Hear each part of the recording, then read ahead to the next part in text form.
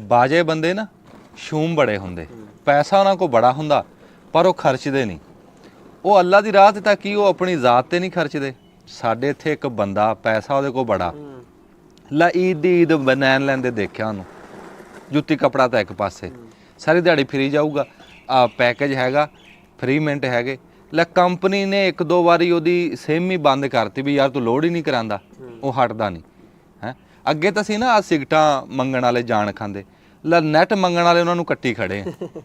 ਉਹ ਜਿਹੜਾ ਆਂਦਾ ਆ ਛੱਡੀ ਨੈਟ ਬਈ, ਆ ਛੱਡੀ ਨੈਟ ਹੈ। ਐਕਸੀਡੈਂਟ ਹੋਇਆ ਉਹਦਾ, ਫੱਟੜ ਪਿਆ ਤੇ ਮਿਸ ਕਾਲਾਂ ਮਾਰੀ ਜਾਵੇ ਵੀ ਤੂੰ ਟੈਲੀਫੋਨ ਕਰ ਲਾ ਤੂੰ ਹੈ।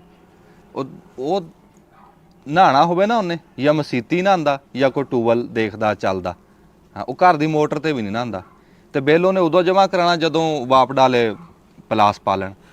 ਹਾਂ ਉਹ ਦਾਤਰੀ ਨੂੰ ਦੰਦੇ ਕਢਾ ਆਵੇ ਤੇ ਉਹ ਚੈੱਕ ਕਰਦਾ ਕਰਦਾ ਢੇਰੀ ਸਾਡੀ ਵੱਢ ਕੇ ਲੈ ਜਾਂਦਾ। ਅੱਛਾ ਫਿਰ ਇਦਾਂ ਦੇ ਬੰਦੇ ਨੂੰ ਨਾ ਲੱਥੀ ਚੜੀ ਦੀ ਕੋਈ ਨਹੀਂ, ਲੱਗਦੀ ਵੀ ਨਹੀਂ ਉਹਨਾਂ ਨੂੰ।